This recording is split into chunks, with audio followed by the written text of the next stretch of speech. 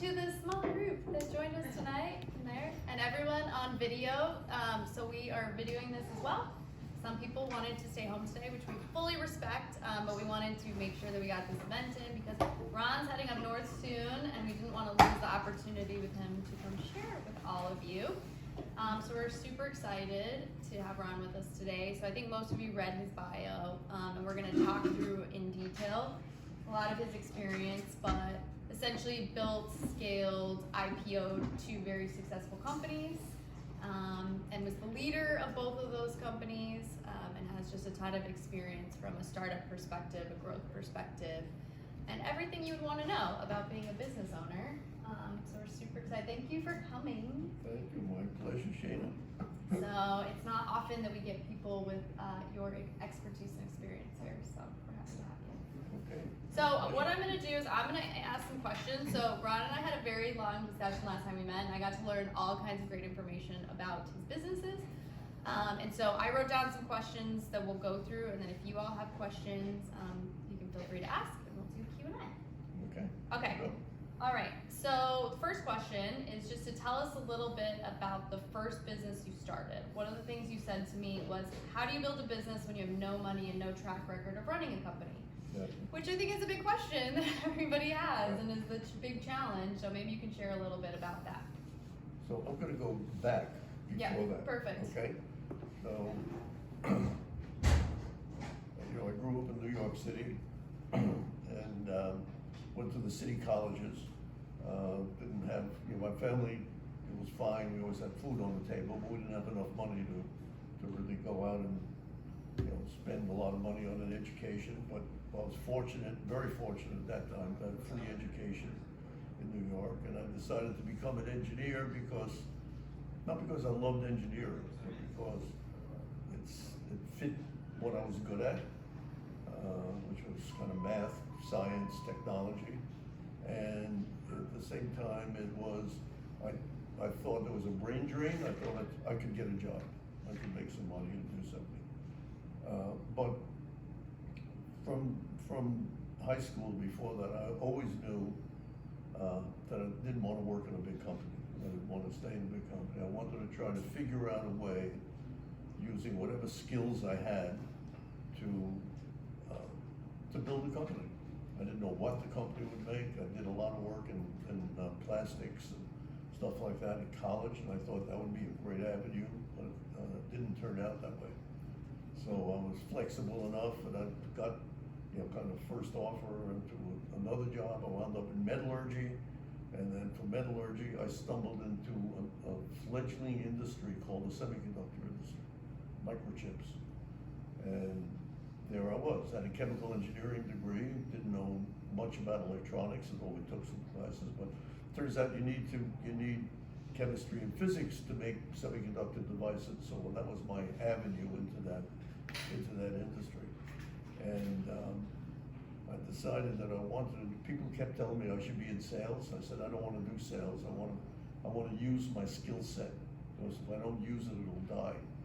And so I wound up working with two companies in 9 years, kind of building up my skills in semiconductor technology. And by the end of 9 years, I was an expert in something. There was never anything I started out to think I would be an expert in, but I was an expert in radio frequency, microwave devices. It was high speed, very exotic technologies that had to be used. So it was not something that everybody can do. And I just figured that could be a platform. And it was around that time that it was kind of pre-Silicon Valley, but it was around the time that venture capitalists were starting to invest in, people that had capabilities in the area that I was working, in the broadest area in semiconductors. And so to answer the question about, there was always the question is, how do you start when you had no money? I was living paycheck to paycheck. I'm living a good life. I was single for, back in those days, people got married when they were 22. I don't know what you guys did. 22, 23, and I thought that was a very, very silly thing to do back then. And so I was flexible. I worked in Boston for a while, and went to New Jersey, and stayed around, so I lived my life, I enjoyed it. I learned about good food, I learned about art, I learned about theater, I learned about all different kinds of things, and I spent all my money, so I had no money. And to start the company that we wanted to start, we estimated in those days a little under $1 million. And in today's terms, that would probably be more like maybe $7, $8, $9 million equivalent. So we had like capital equipment. And I wound up working with two other guys that had skill sets similar to mine.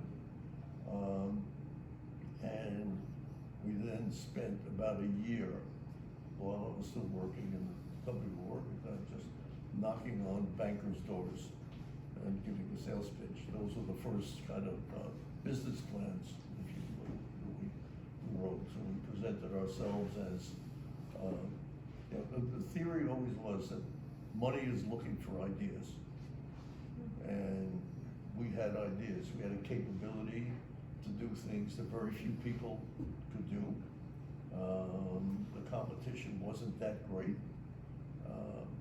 And so we decided we could take what we knew and start something at that level. And so we kept knocking on doors, and most of the people said, as Shana said, you were never a manager of a company. And we had small groups, like maybe 3 engineers worked for me or something like that.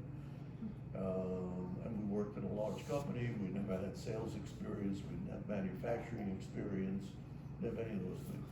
What we had is real knowledge of the product and the technology and how to use it to make the next best widget.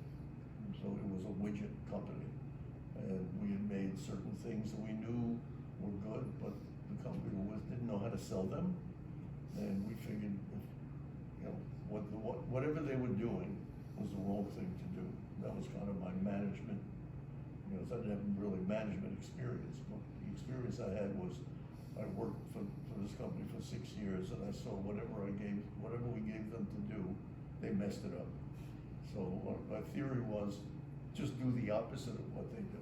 So for instance, we would make a product and they would give it to their sales department. Their sales department was making a lot of money selling old technology. They didn't want to sell new technology. They didn't want to pioneer. And I'd say send the engineers out, let them talk to the customer, and let them explain what everything is. They say we don't do that here. So I said, okay, I just checked all that off. That's what we're gonna do. We're gonna make engineers salespeople. We're gonna tell them what to do, explain the product to them, and empower the people who work for us to do that, to have broader capability, have ownership of the technology and the product. And so that's when we built the first company. It was called Microwave Semiconductor Corp. We started, this is a long time ago, we started in 1968. I know I don't look that old, I don't think. Anyway, in about 18 months we were profitable, and 18 months after that we took the company public. And so 3 years after the startup, I went from being what was probably the equivalent today of being maybe a $75,000 a year or $100,000 a year engineer to being worth $1 million, a couple of $1 million actually. We took it public, sold some stock, and the company was worth at its peak right at that time probably about $30 million in about 3 years. And so. Also, question. So you mentioned to me you became CEO of that company on a coin toss. Yes. So can you share a little bit about that? Your experience It was just very fun. becoming a leader based Yes. on a coin toss. Yeah. And Yeah. doing that. So that's always one of the things is that life is full of quirks, and nothing really goes exactly as you planned. Nobody really knows. The two guys I was partners with, we were sort of equal, first level managers in a big company, and we just decided we wanted to do it. We hadn't really thought about who would be CEO. We just thought about have a company, and we'd run it. We'd work the way we always did. The guys who gave us the money said, no, you gotta have a CEO. Have a CEO, and then you can have the other guys who can do things. So we went out to have a celebratory dinner. Well, we got together with these guys who were financing it and said, well, we're gonna have to decide I don't know what happened, but he put this thing, he said, pull straws. Oh. And I pulled the short straw. Now, I don't know whether they set it up, because I had actually met these guys first, and whether they intended me to do it, or whether it was pure chance. I have no idea to this day. But that's the way it turned out, and I was probably better suited for it, because we were three, like, really competent technology people, and we had different skill sets, but pretty much did the same thing. So we had to divide up, you know, manufacturing and sales and finance and all that sort of thing. And I was very, very comfortable with them doing all the technology stuff. We didn't need three guys. Two guys were enough. But we needed somebody to do sales and marketing and finance and raising money and working with the CFO and the rest of it. And as I said, I'd always rather was more interested in doing the new thing than keep doing what I was doing. And I liked to travel, and they didn't like to travel, so like within a year and a half, and I'd never done any sales when I was at this company. We had a global sales organization, we had a whole European sales organization. And one of the things I learned about that is that, it's a phrase I'm probably not gonna get it exactly right, but it's always like, be local but think global.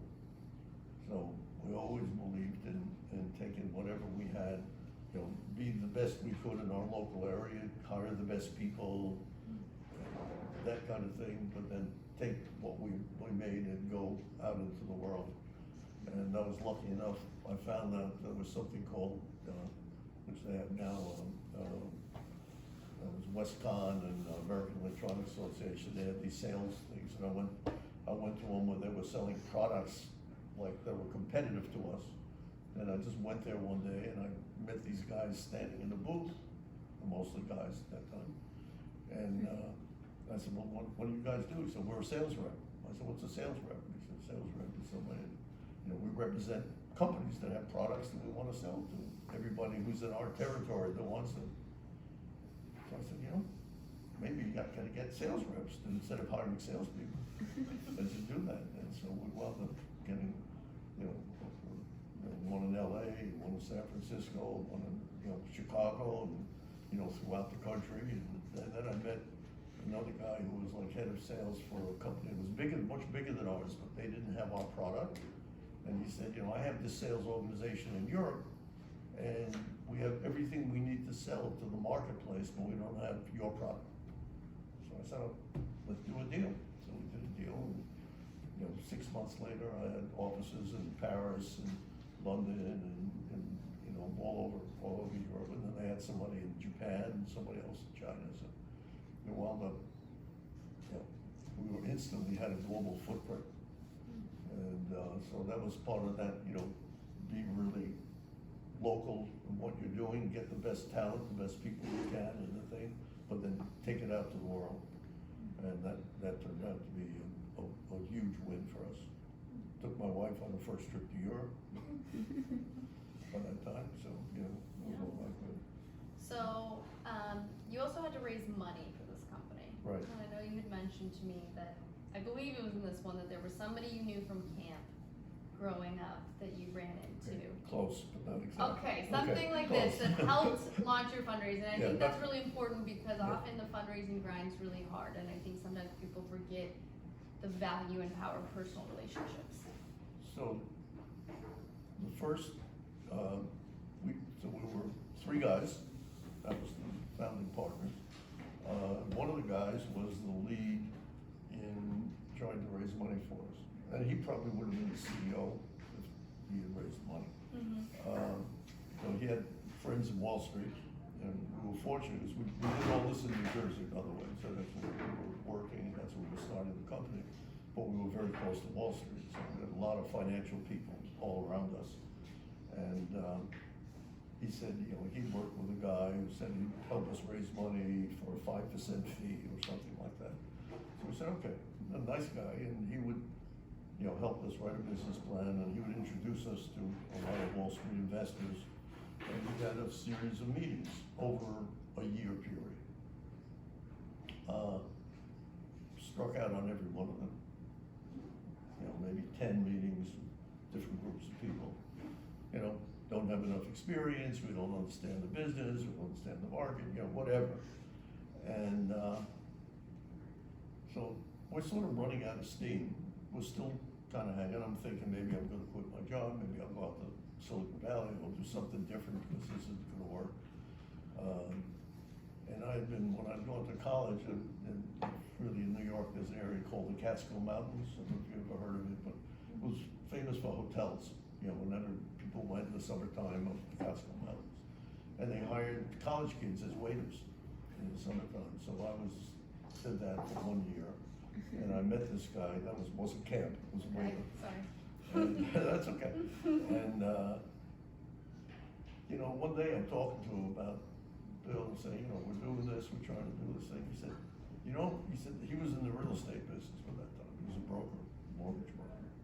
He said, I just met this guy down in Philadelphia, outside of Philadelphia. He just had a high-tech company, he just sold it.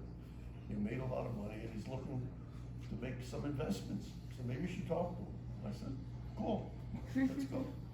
So he takes me down and I meet these guys in these big executive dining rooms, which I'd never been in before, on the 50th floor of one of the Wall Street buildings. And I meet these two guys and, you know, I tell them the story. I give them the elevator pitch, you know more they ask me a lot of questions, I give them the pitch. And the two guys look at each other, they say, you know, microchips. That's good business. I can make money in that business. Let's do something. So let's meet the rest of the guys. Goes in and meets the rest of the guys. We have a second meeting. He said, we'll get a financing. So we're at that time looking to raise $600,000. And so we done a detailed plan. That's what we needed for equipment. And he said, this guy said, you know, looked at it. He said, well, this is what we're going to do. Ben and I, husband Bob said, we're gonna give you $50,000. You're gonna quit your job. We have enough, we'll pay a salary for 3 months. And we'll help you raise money. So one of my partners had 5 kids at that time. And the other guy had 2 kids, and I had my first child, about to be born like a month later than that. And so I went on and talked to my wife. I said, this is what he said, what do you think? She said, let's do it. I talked to my partners, I said, what do you think? They said, let's do it. I was shocked, actually, that they would. But they did, they just had it with that big company environment and not feeling gratified and we just figured, if it doesn't work, we'll do something else. And that became the plan. And so they gave us it was actually $45,000, and then we didn't have any money to buy any stock in the company, so they gave us some shares in the company. They actually loaned us $5,000 so we could buy stock in the company. So we each got like 10% of the company. So we had 30%. The 2 guys got 70%, and they went out and they said, "We'll help you rewrite the business plan." They were close to a major consulting company. They got a couple of good guys. They said, help them write the business. We rewrote the business plan. It wasn't that different, but it was just done more professionally and better. And the way this thing is always full of surprises is the consulting company had an investment arm where all the employees put money into a certain amount of money, and it was managed by somebody, and they made investments. And they looked at the plan, and they said, we really like this. We'll buy it. They were doing it in units. They went away and bought 20% of what we were looking for, 20 or 25%. Once they were in, everybody put money in. And we wanted to raise 600,000, we wound up raising $1 million. So that's another rule. They signaled it. What? They signaled that it was a positive exactly. investment. They signaled it was once they had their kind of imprimatur on what we were doing, everybody else looked. Nobody understood the business like we did. So, but once they saw somebody that was the Arthur D. Little consulting company up in outside of Cambridge, like a lot of Harvard people and MIT people, and they loved it. And they helped write the plan. They put the money in. The other guys, all of a sudden, we got a flood of investors, And, you know, one of the things I always tell, you know, young people who are starting out and doing a company, if you think you need some money, some financing, and you're lucky enough to get more than you want, take it, even if you get diluted. Because the dilution is not important, important is existence. The important thing is to be in business. And once you get that, the world is open to all kinds of opportunities. If you turn it down and you run out of cash, you run out of money, and you need money to run your business, you don't have money, you know, you're one step from failure.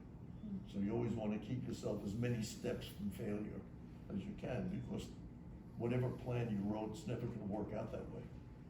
And more often than not, it's going to be, you're going to need more money than you thought, you need more people than you thought, it's going to take longer than you thought, all those things. So my theory is, take as much money as you can, don't worry about it.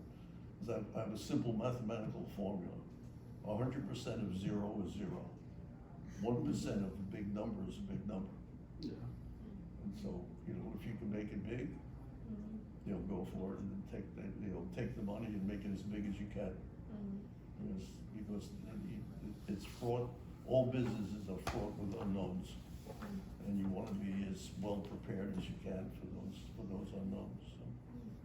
So you mentioned that people didn't totally understand what you were doing. So at that time, you were kind of at the forefront. Yes. Or it was early. So how did you deal with kind of explaining that idea to people, whether it was investors or sales? Because I feel like a lot of entrepreneurs face that, where they have this great idea, but it's early. It's early, yeah. So people don't have any idea what you're talking about. Well, I think what happened was we were lucky enough through this friend of mine from the Catskill Mountains who was a waiter, you know, like I was, you know, and he said, you know, that this other guy, and he wasn't an investor type, he was an entrepreneur himself. And he had been through that thing of making stuff, and he had been very successful.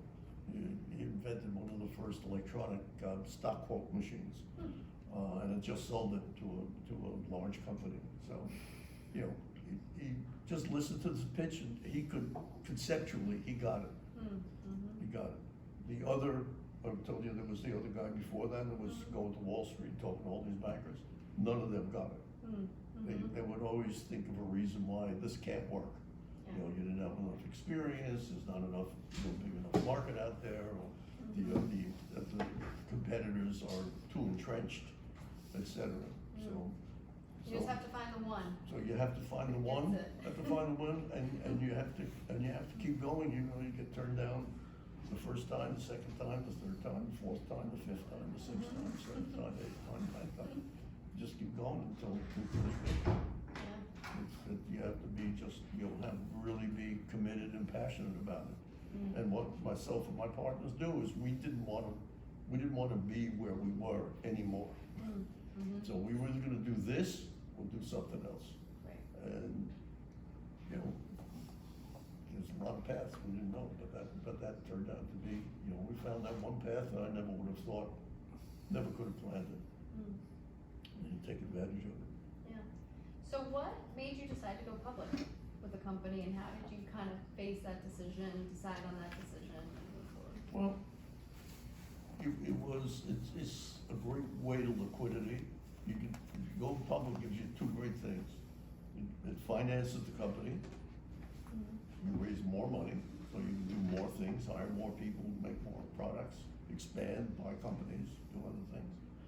And it gives you the ability to turn your ownership into cash, so that you can then, you know, have something, you know, for what you work for. You know, when selling a company, it's kind of like when you start a company, it's your baby. You know, it's your family. You love it. One of the nice things about going public is you still run the company. Now, you get a board, you get other people. Maybe you're not going to stay there forever. Maybe they'll throw you out at some point.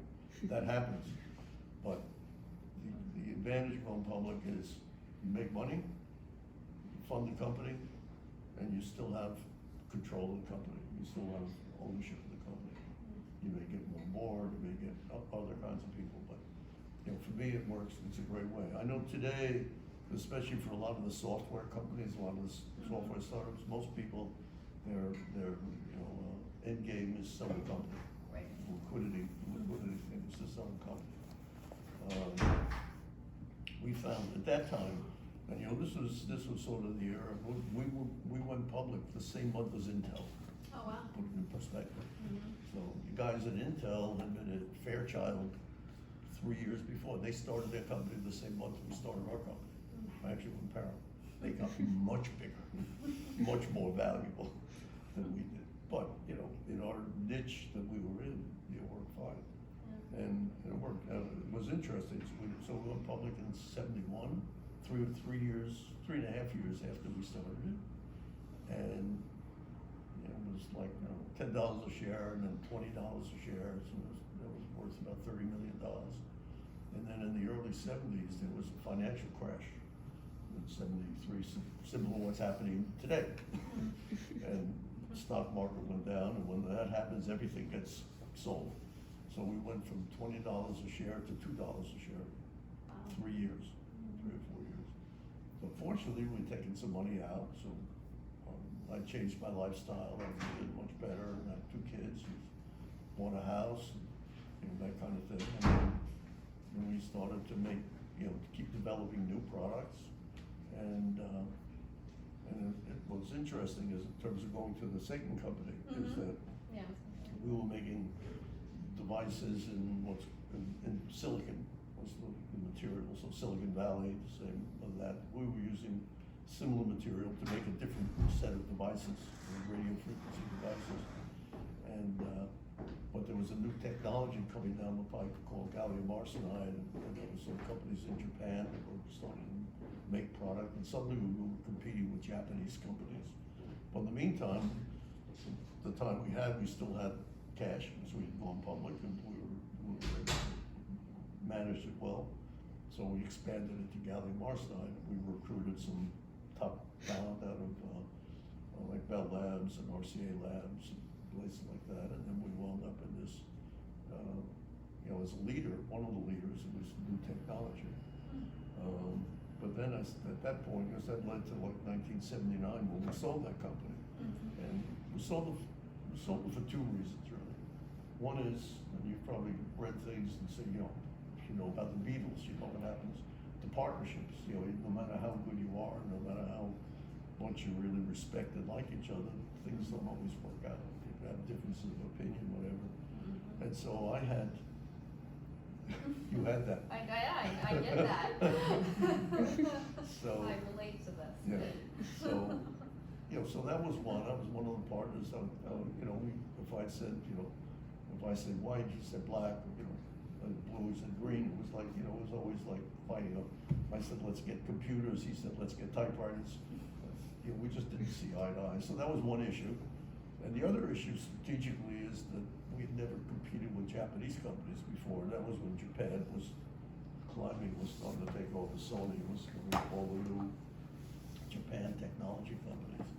And we were suddenly competing with those companies who had what seemed to have an infinite amount of capital. And they were making devices, competing with us in that. And we said strategically that didn't look like a good fit. But we had the technology, so we started to think about it. And the market came back from that crash in '72, stayed down until '75, and then started to come back. And then we started to look at possibly, I don't even know, found one company made an offer, and then we had a banker talk to another company.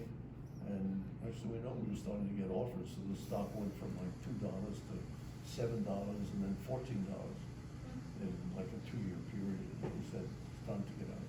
Yeah. So then you took a little break. Yeah, And well, then actually, you the started- company that acquired us, part of the acquisition is we got a 5-year contract to work with them, and pretty nice salary, and we had some pretty nice perks with it. So we did that for a while, and then we remembered why we hated big companies again. So that was that side of it. And that was the start of your second company. Yeah. So one thing you said to me, which I thought was interesting, was the second company, which ended up being, I think, significantly bigger, Yeah.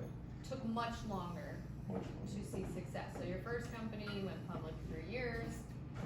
Right.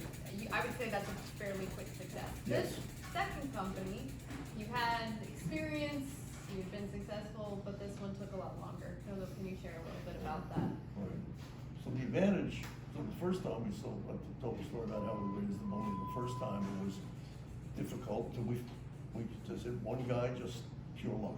The next time we were like experienced guys. We had a track record. People in the financial world knew of our company, knew of our background, whatever. So, you know, the money just came at us. We were able to, you know, we wrote a plan.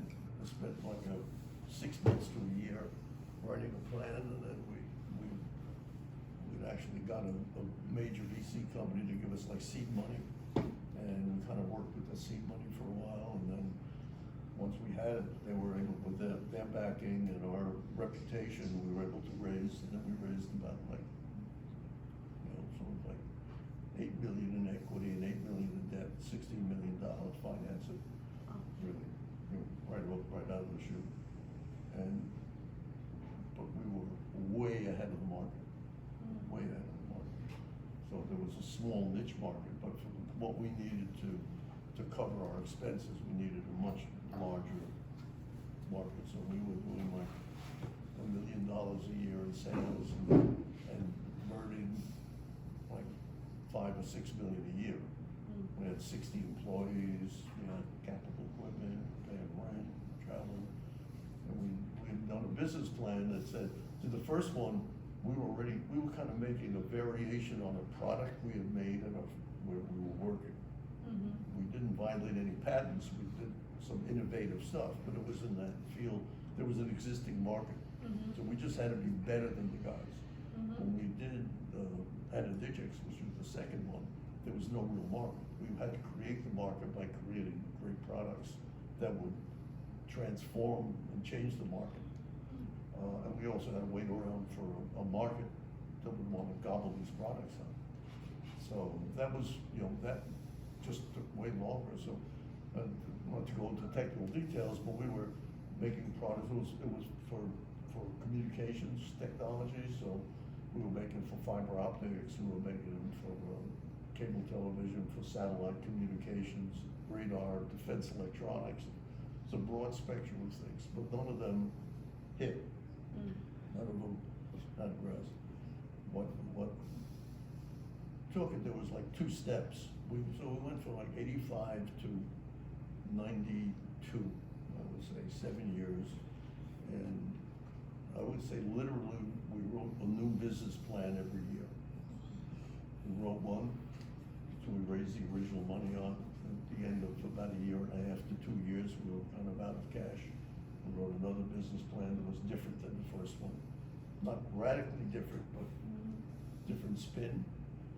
And 1 year, and then we raised some more money, mostly from the original investors, but they got a couple of new ones in. And that happened again, and then it happened again. Then the original investors, they called the lead investor in venture capital, he said, no more, no mas, not doing this anymore. And he walked away, you know, walked out on about a $3 or $4 million investment and said, you know, this isn't gonna work, thanks, you know, no hard feelings, but we're going. One of the other guys, for a different reason, had to pick it up. So one of the lessons I learned, or lessons I can give, is that, you know, if you have to go out and raise money, try to raise it from more than one source. Because the one source, you know, may get tired, or may want to get control, or decide you're the problem and not you know, the market, or not some other kinds of things. So it's good to have multiple sources of capital, which we did in both companies. So another guy, for reasons of his own, decided he couldn't let us die at that particular time, and so he stepped in and raised another $10 million. So over the period from like 85 to 95, we raised about $80 million privately. So all private investments of venture funds, and probably right around 88, 89, we realized that there weren't any venture funds that wanted to even talk to us anymore. So I decided to try corporate investors, and we went to all over the world, went to Europe and other places, and we wound up getting a couple large European companies that wanted to be in this business. So they invested money, and once they invested money, more people invested money. So that was another, no, that was part of the 80, that was building the 80 million that we wound up raising. And then we finally hit one technology, so satellite TV, which all of you I'm sure know about, was just beginning in its infancy at that point, and there was, people needed dishes, and we were able to make, innovate and make a unique product for a satellite dish. And we found a guy in a small company in England that wanted to, that had a contract to make these things and didn't think they could make them cheap enough. And we convinced them that if we used our chips, they could make it. And in about a year, we stopped doing every other thing that we were doing. And we said, in order to survive, this has to work. So we took every engineer, every technician, everybody off whatever projects they were working on, and they worked on this one thing. And we made this chip in about like 6 months, and it wound up being very successful. We had a $15 million contract with the guy, and then all of a sudden we went from like 1 million to 5 million to 10 million, 15 just on that one product. And so that got us to almost break even. It was kind of viability. At the same time, we were working on products for cable television, cable set-top boxes, and that started to generate some stuff. And then we had some fiber optic products, and that started to generate some revenue, and so we were pretty close. But then the big kahuna came, which was cell phones. And so this was like, 92, 93, 94, 95. So Motorola was like, was making their first cell phones, companies like that. And we decided that this technology we had should be really good to make, in a particular part of it, make a chip that would be the best kind of chip for cell phones. And so we started to focus on that. And one of the companies that helped us was Ericsson, so we partnered with Ericsson, we partnered with Qualcomm, companies like that, and suddenly we had something that is to this day now is the thing that takes this technology into a new stratosphere. Wow. And it worked great. So, and then we had that, and by 95 we were profitable. In 94 we were, and we had a little bump in the road, and then I was thinking about being able to have a good story to take the company public. And I read a research report from an analyst at Goldman Sachs, which was huge in those days. Normally would not deal with a company, but I was able to convince this analyst that what we were doing fit his thesis, what the market was going to be like. And he recommended us to the banking division, and they said, yeah, we'd love to do an underwriting. So in 95 we took the company public. So that was like a $25 million financing, and the company after that was worth about $75 million. And then 2 years later we were worth about $750 million. And then after a bump, a dip, we went up, and in 2000 we were worth $3 billion. Wow.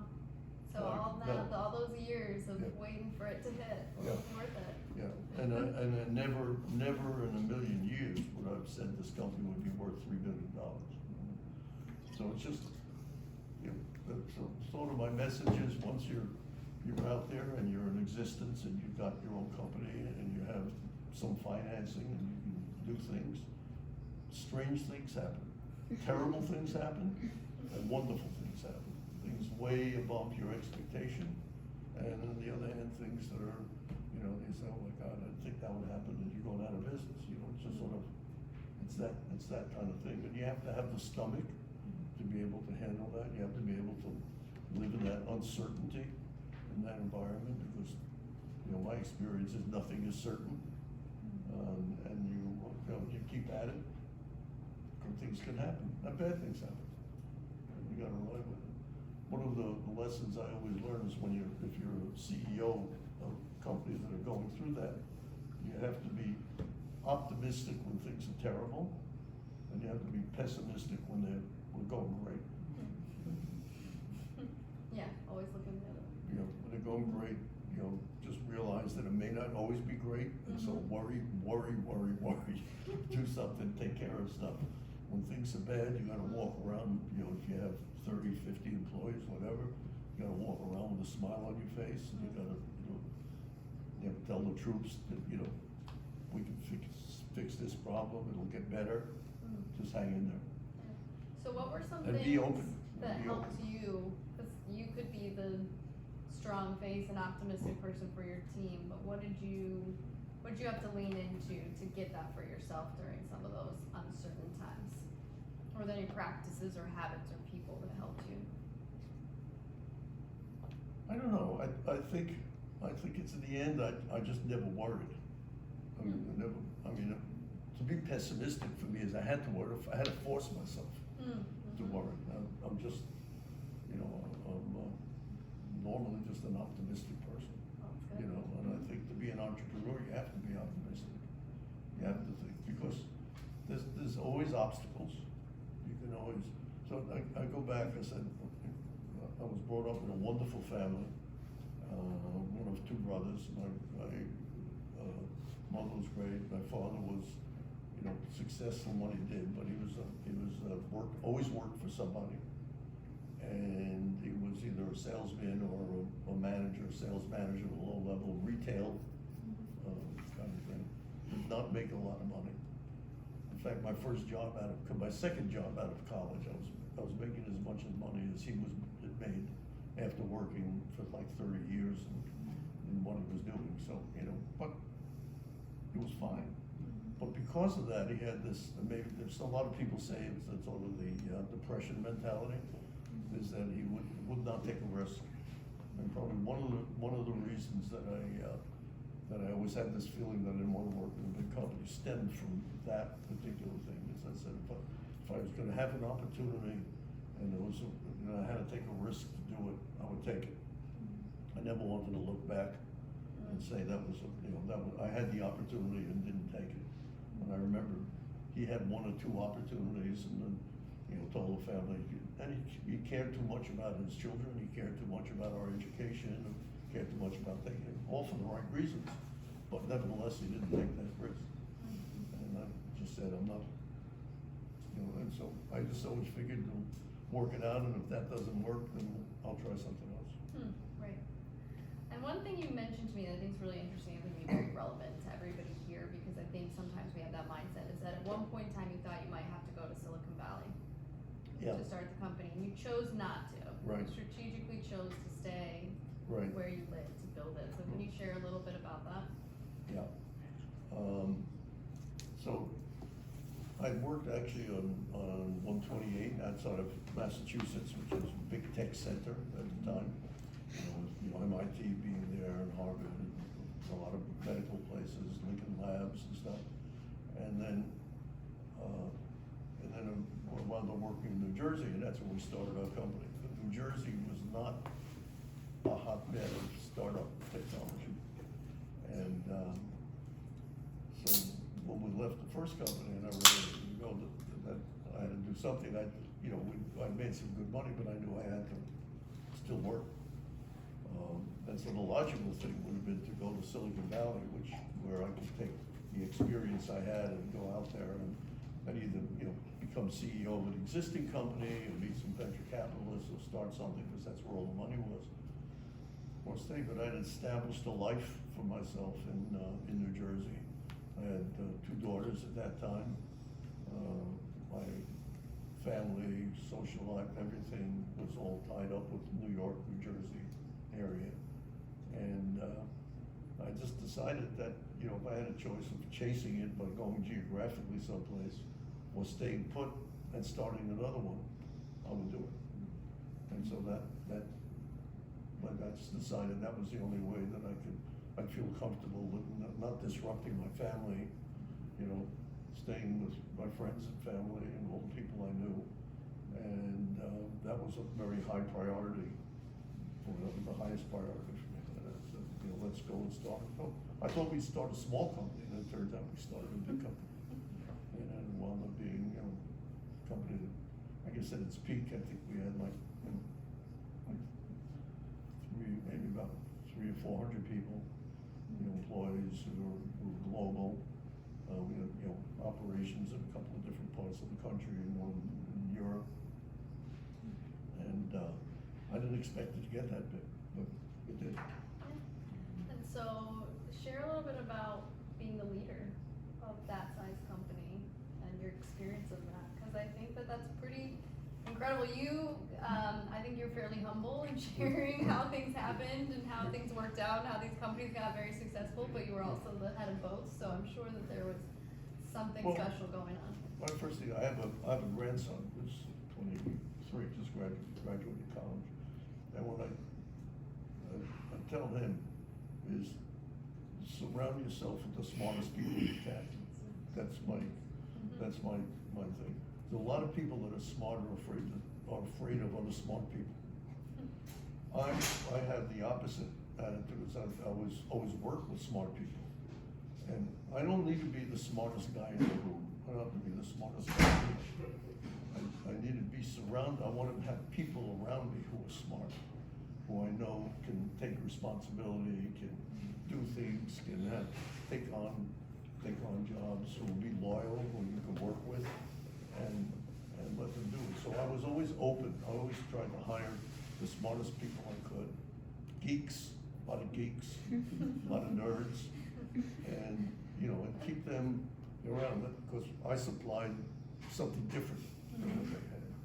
I was more social, I was more of a communicator, more open, and anytime I could find somebody that could do a job better than I could, I knew what I was good at, and I was smart enough to know how to find people who were good at what I was not good at, so get as many. The other thing is to be very open. I mean, the hardest thing to talk about that period from, let's say, 85 to 95, when we were losing money every year, and we still had 60, 70, 80 people working for us. How do you keep people working for you and coming to work every day and motivated when you're losing money all the time? You could go out of business, you go out of business, they're out of business, they're living on my life support, so to speak. And the approach we took, which was counterintuitive, is tell everybody we're running out of money. All the time. And I'd have monthly meetings with those staff, and involve everybody. Everybody's a salesperson, everybody can do everything, keep them at different levels. So we had manufacturing facilities, and sales, and R&D groups, a wide variety of people to make these kinds of products. And the idea was, I used to do, I was a little bit of an artist when I was younger. So I remember giving this talk to a room full of people, say 78 people at that time. And I did it with magic markers and a slide projector. And I just drew a picture of a tree, and I say, this tree is our company. That's what we are. I said, then I had the next slide as I was throwing things on the roots. I said, that's money, that's investment, that's what we need to make this tree thrive. And then if we can keep doing things the right way, third slide, fruit on the tree. And the fruit is what we need to sell and take to the market. Then we go sell the fruit, and then we'll have a viable business. So I'll come up with ways like that to sort of, keep it fun, but keep it open and say, and then I have a chart that said, last 3 months ago we had this much money, and we have this one in the slide. If you had any eyes, you'd see it goes to zero in 6 months or something like that. And so, what most people would do in that situation is keep it quiet. Right. And the counterintuitive thing was to make it open to all, make everybody feel like a share. But by the way, the other thing is, because we knew we had a path to go to public, that's what we wanted to do, is we gave everybody shares. So everybody had some share in the company. So when I'd have these meetings, I'd say, this is really like a shareholders meeting, not an employees meeting. And everybody has to chip in. And there were many times when we were running out, when we had to take pay cuts. And I'd say to everybody, look, we're gonna cut our salaries by 15%. We need you to cut your salary by 10% or something like that until we can raise the money so everybody can still have a job, and we can all work here and try to make this happen, because there's an opportunity at the end of the road. And that's, so those are some of the techniques that we use to try to keep, and in fact, those people in that time, the company, lasted a pretty long time. They were the most loyal employees we had, because they felt like they were in the foxhole with us, they worked with us, they were part of the team. And, they say, you remember those people, those new people over there, they don't remember that, they didn't live through that, they didn't have to give up their paycheck, they didn't have to change things, and they did that, so. It was good, it was good. Pretty incredible to keep all those people. Yeah, one of the other things that I